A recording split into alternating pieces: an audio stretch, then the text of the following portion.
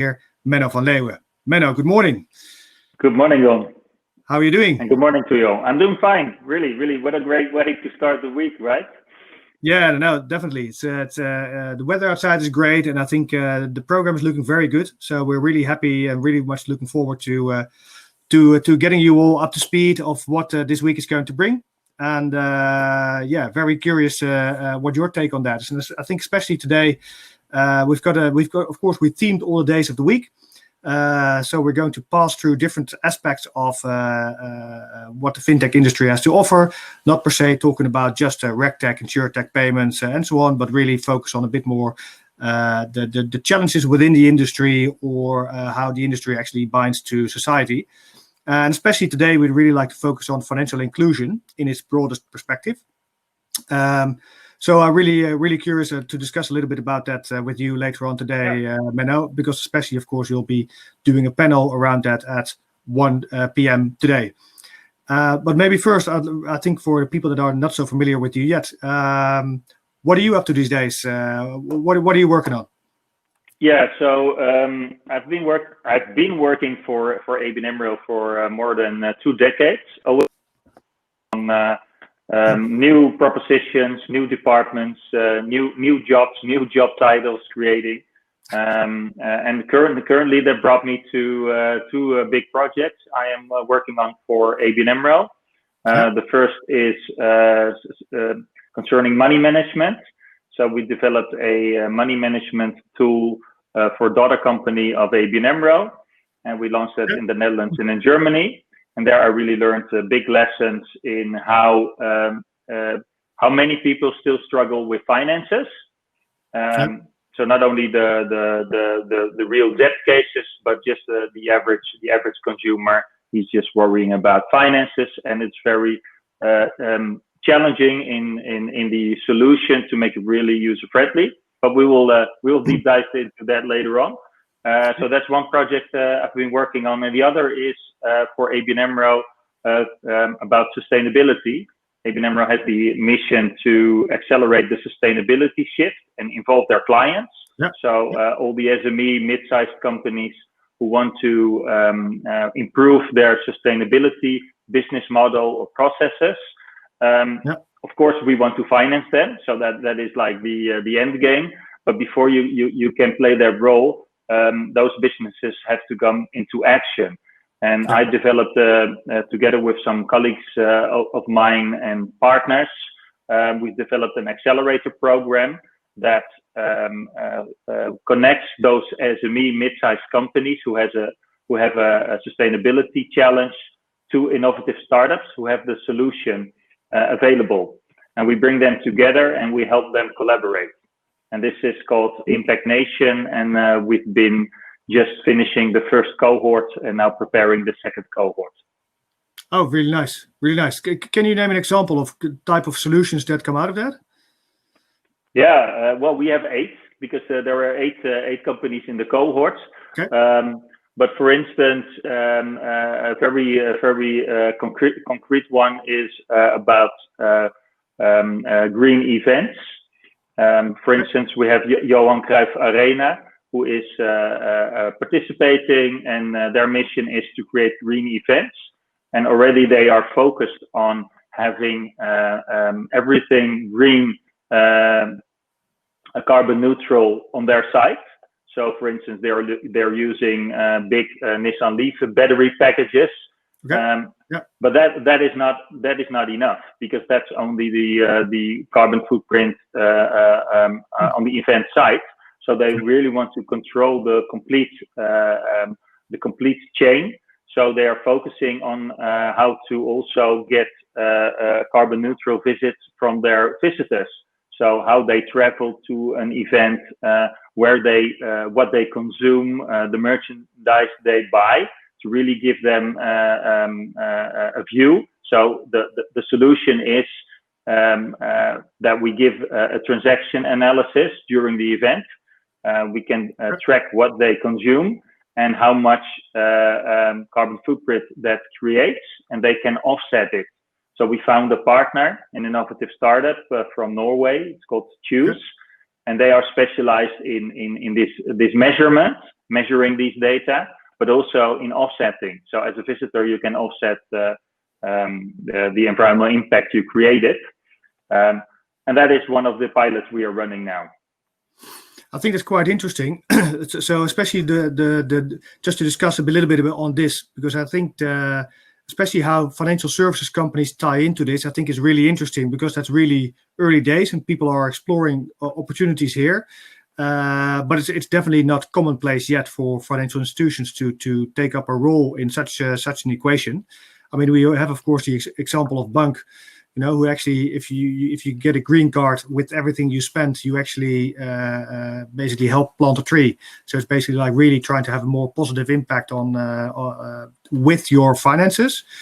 Do you think it is something that we will see much more, that the role of financial services companies will actually dive in also on the sustainability side there? Yeah. So undoubtedly, it is. So where I think digital was the first driver, then innovation towards new business models in the banking industry, sustainability will become the next. So you see already, like ABN AMRO is very typical, because they really focus on this. It's an inclusive approach, and also in the example of Johan Cruyff Arena. ABN AMRO Open Banking, so with our API set, we are helping to do the transaction analysis, and we want to learn from that how to build a value-added service on this. Okay. And it's my idea. This is just a major shift. We're just starting towards more sustainable business models, either circular, either combating climate change, or creating more social impact. And the financial services industry and also the fintech has a role to play there. And because it's getting bigger, there is also there will be money there. So there is investments already in this area. You see, for instance, lots of startups focusing on this measurement of data and how to calculate your footprint. And really use that as an incentive for people to change positive behavior, and their banks can play a role. So financing this whole shift, and front runners and the majority, but also on the technical side, like measurement, APIs, storing data.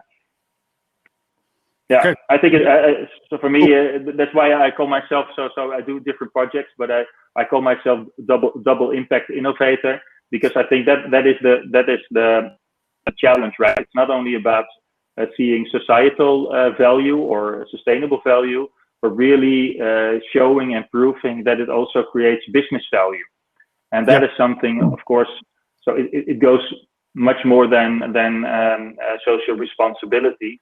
I think you can really prove that you create business value, and you can steer on that as a financial services company. Yeah, no, I think it's definitely something that financial services companies are currently, I think, becoming more aware of, that they need to play a role in actually steering society also in the right direction there. Because of course, one of the challenges remains is that to make an effort or pay more for a better solution from a societal perspective. So that's I think still the challenge. What we need to figure out, okay, how we're actually going to create a balance between societal needs, business needs, and what the consumer in the end wants, to make sure that they all align. I think we'll see a very interesting development there, but for now it's still quite early, I would say. Yeah, so it would be interesting this week to see which fintechs are working on in that area, and how they really create also this business value. But indeed, so customers are not willing to pay the full price for this. So you have to really think of an innovative, like a platform approach, where you involve also other beneficiaries to create a working business model.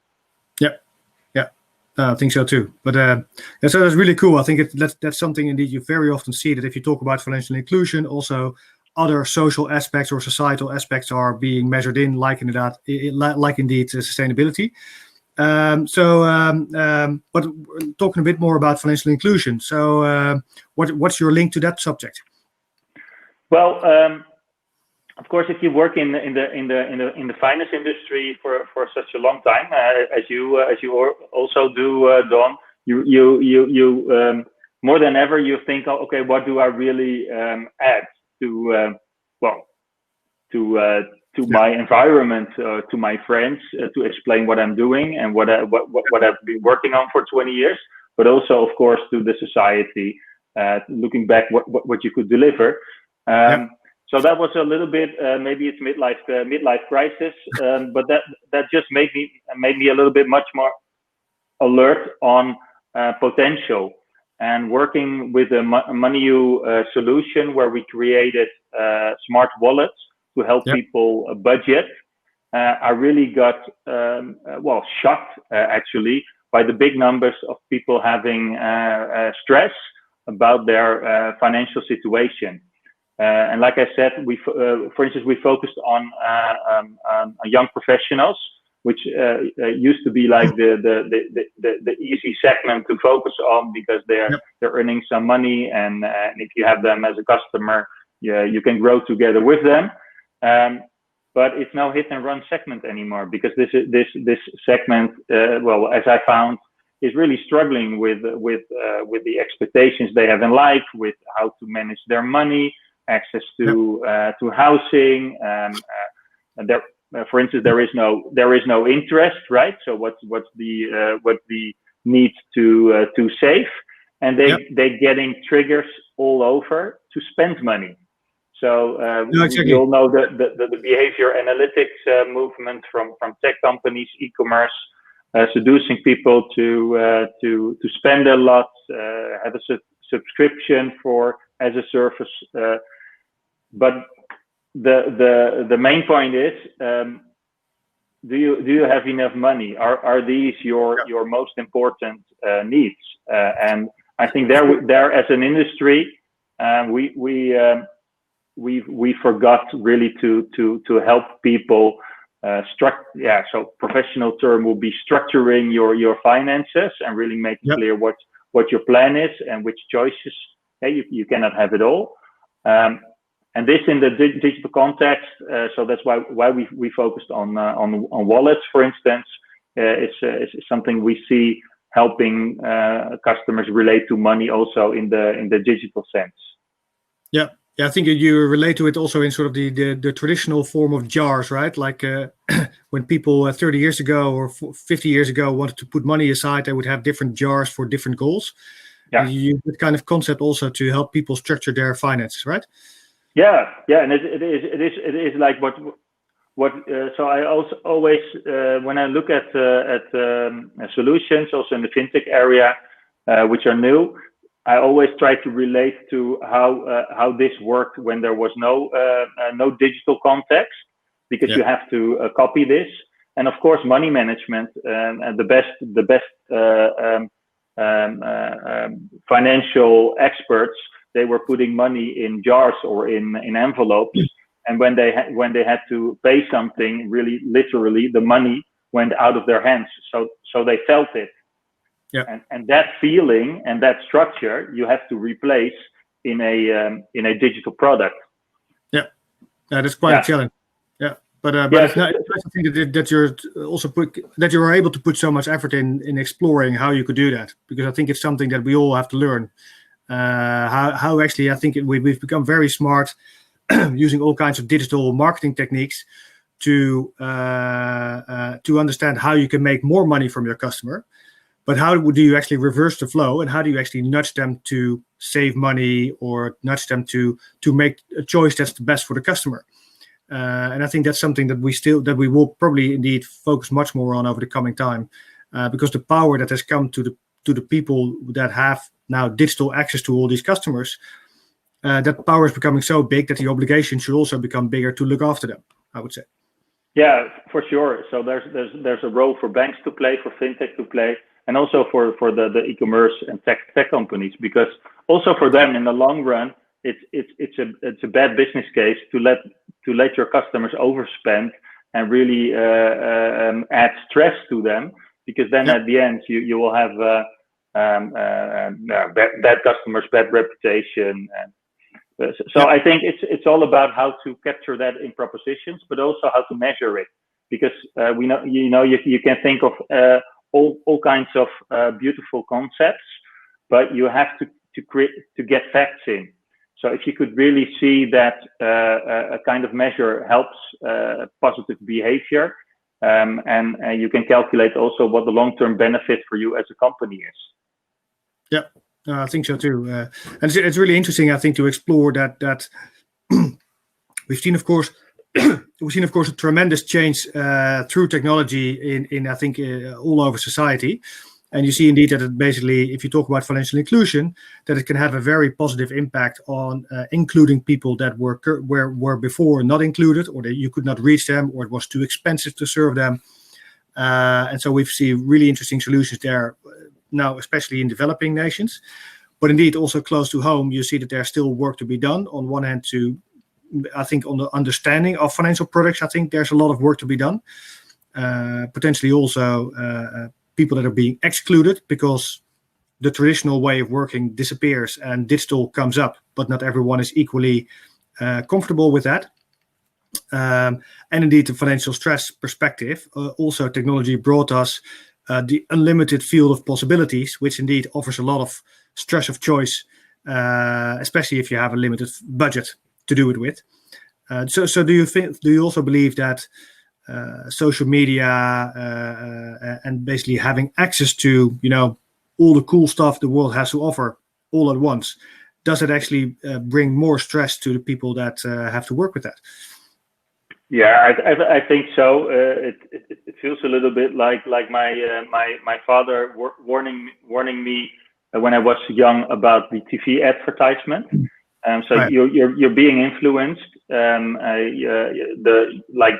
The wishes you have are influenced. And of course now this is the same, so nothing changed there. But of course the technology and the algorithms are really more sophisticated now. So they are working our minds crazy. So whenever you're online, you are being seduced. They're trying to learn what your goals are, what your needs are, but also they're influencing what your goals and your needs are. So a negative impact could be that you are getting wishes that you wouldn't have had if you weren't influenced. And then of course the total sum doesn't add up. So people would expect to do more and more material spending or more experiences they want. Of course, social media is elaborating that, right? So you see everyone only doing the fun and great stuff, and you want it too. It's also hard. It also shows us, I think, how poor we are in statistics, because it really always gives us the feeling that we're the only ones not doing anything nice, while the whole world is having fun at the same time, almost, right? So if you look at all the nice images of people having holidays, having cocktails on a roof terrace, or riding a boat, or doing something really cool, because those are usually the images that are being shared, and it puts you always in the position that you're missing out on something. It's quite a challenge. Yeah, the fear of missing out, but I believe like you said, the same techniques you can use to positively influence your consumers. That they create like same kind of dopamine effect when they set aside money for something that they really need, or when they get a trigger when they want to buy something, an alert like, are you really sure you want it because you shared with us that you had also other goals, and that could also help to influence. So at the end, the consumer is taking his own financial decision, but you can help them before they do it to have the full picture of themselves, right? I think the challenge.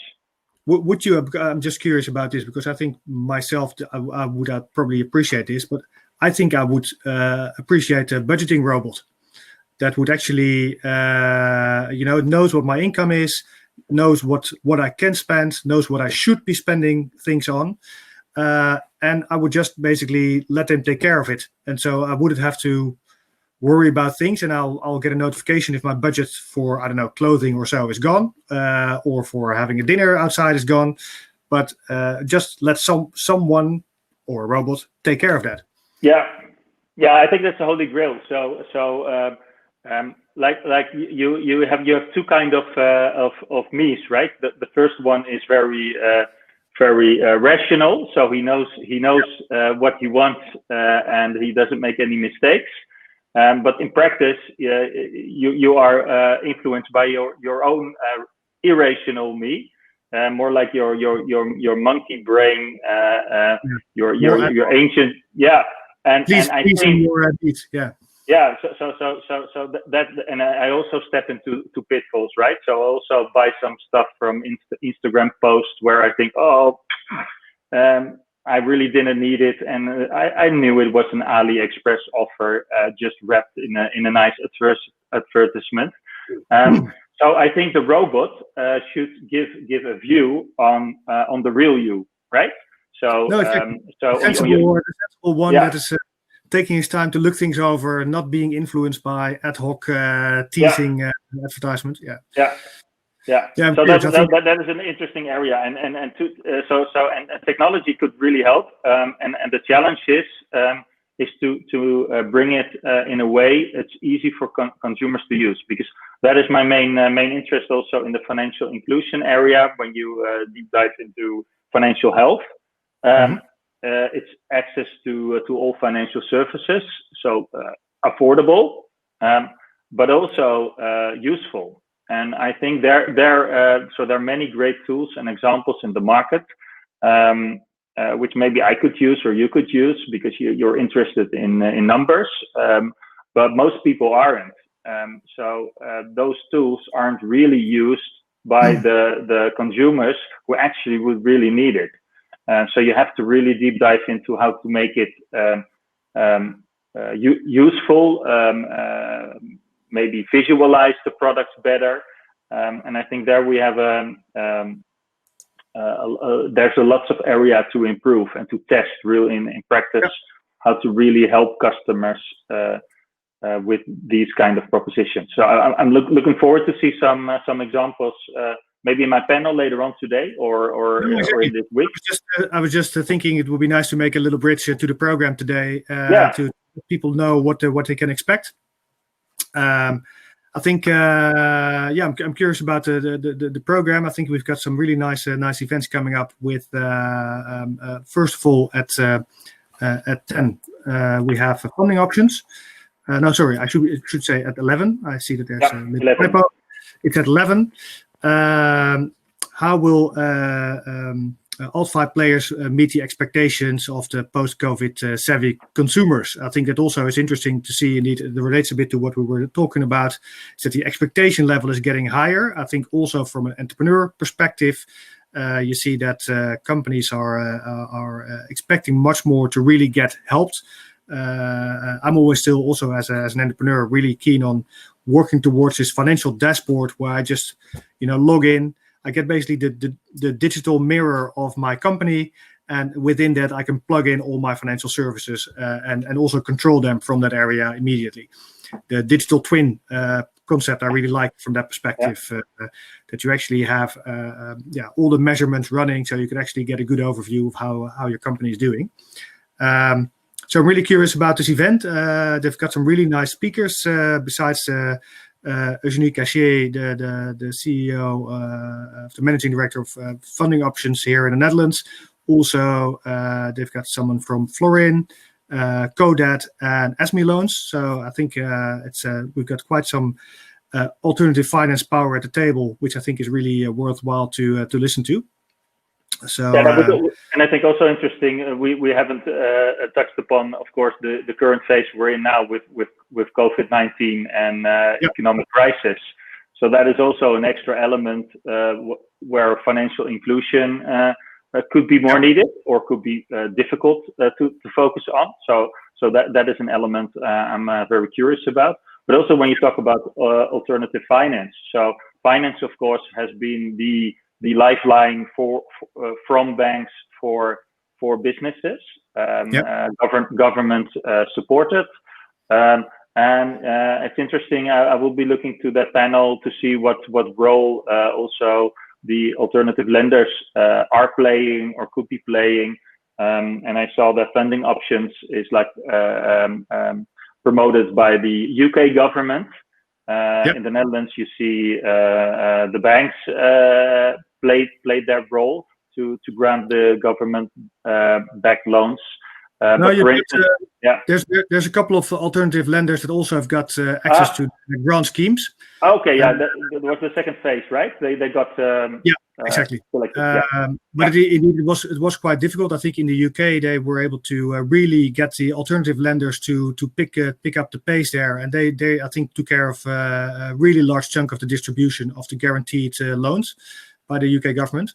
In the Dutch market, it's a smaller portion, but I think it was a good start to get this running, because you see that these kind of arrangements were really made for banks, and it took a while for them to really adapt them to fit with smaller companies as well, to provide them. And I think that the smaller companies, they have an advantage because these measurements, they have to be taken, have to be executed quite fast. So I don't know if you know, but for instance at ABN AMRO, we got this role, but we used the daughter company New 10, which is an SME lending platform, to that they were like the front end for these loans, because they could really bring it into market very fast. And I think that's a great example of fintech being able to be very agile in these circumstances we could not have predicted. Yeah, fully agree. I think we're almost running out of time. So, but of course, after the funding option event, we've got a very nice panel discussion moderated by you, Menno. To talk about financial inclusion. What do you expect there? So we've talked about financial inclusion and mainly about financial health. I think most interesting about this panel is that we will explore even more diverse angles of financial inclusion. So we also have panel members who are really focused on diversity, getting female leadership in. There are people who are focusing on emerging markets in the panel. Focus on financial propositions for disabled people, for instance. So it will be a broad exploration, financial health, human rights, diversity, and we have. It will be long.